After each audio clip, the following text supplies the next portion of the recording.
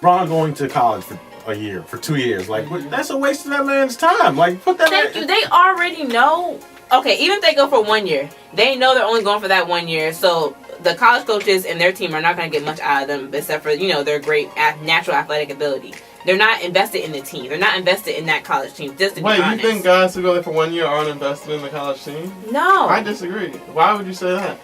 Because they know that they're going to be going for 1 year and they're playing to be seen so they can be drafted, so they can up their lottery pick, basically. But I think a guy like Jabari Parker was definitely invested in that Duke team. I think they wanted to win the championship. They wanted to go far in the NCAA tournament. There are some like Jabari Parker that do actually want to play for Duke and are proud to be in college and want to win a championship. There are others who I won't name, but there are others who I know just want to go into the league. So you think Julius Randle is not invested in this Kentucky? Do you think any of those Kentucky players are invested in the team, considering that they made a remarkable run to the Final Four? You know what? I think it depends on the coach. I think if they can buy into whatever their coach is selling them once they get to the school and about winning a championship, and they can maybe convince them that, look, you guys, I know you're going to go off into the league, but we have a real, it depends on the culture.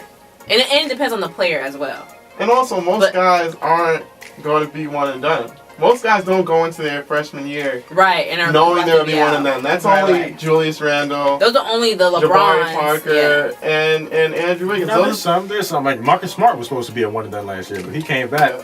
I seen this article. It was funny. It was like Marcus Smart came back, did the right thing, quotation marks, and look where it got him. Right, he gets in trouble, gets suspended, pushes the guy. People, he developed a lot of negative. A lot of guys that press this season by coming back. He should just win into the NBA. A lot of guys, if they would be one and done. A lot of them don't have they have to stay in school to build up their whatever they're lacking in their game. You know what I'm saying? But a lot of guys, if they could come out, they would come out. A lot of them don't have that luxury.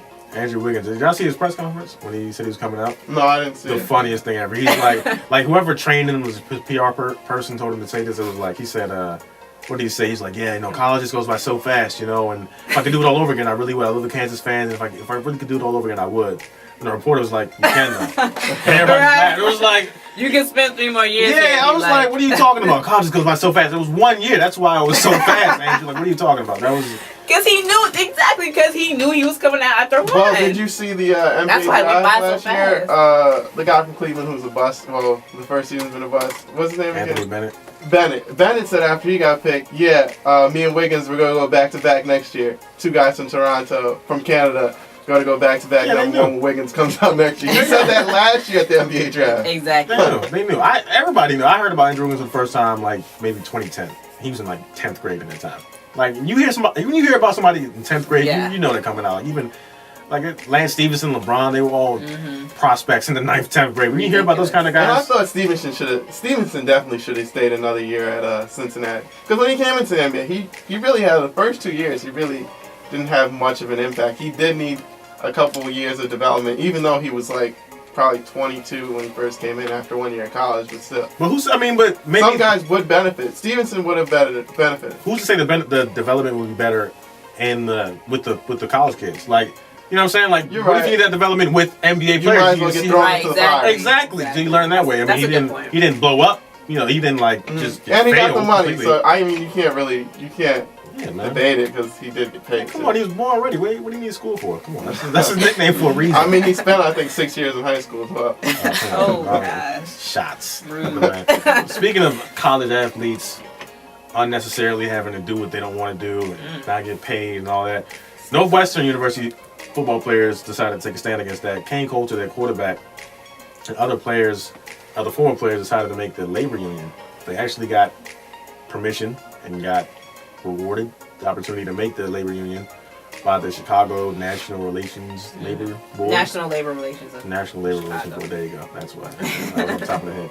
That was close enough. But yeah, I think that's a good thing. And what do you guys think this means going forward? Do you think this will lead to...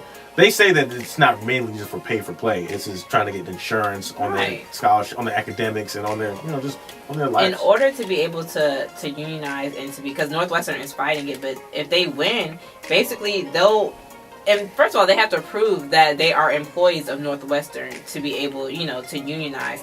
And they are. I don't think that's a tough, thing to battle here.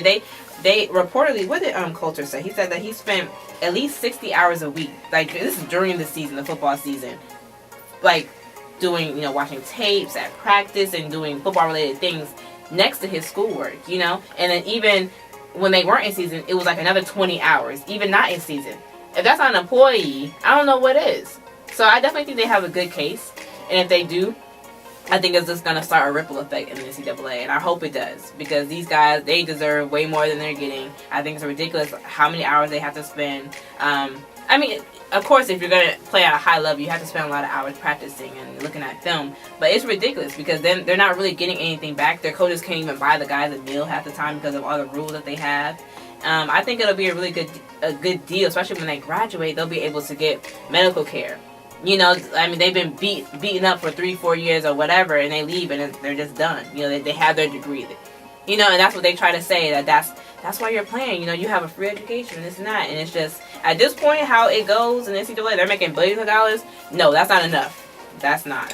One thing about the medical care, what you said, is they're trying to get these football players insured for medical care for, let's say, 5 years after they graduate. But then that also has to apply for every athlete on that campus. So if you think that's a lot of money, if you think about it. Another thing, though, the biggest thing that they're fighting for that I like is the ability for athletes to market themselves and to be in commercials, to make money off of their name. The Manziels. Yeah, because I know Texas A&M was selling a jersey on their website, which had Manziel's number 2 on it, and on the back it said football. How is that not selling it in the likeness of Johnny Manziel? And he made zero money off of that.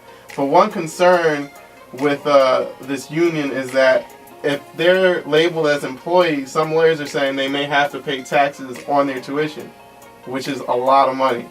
So that could be one way it backfires if they're forced to pay taxes.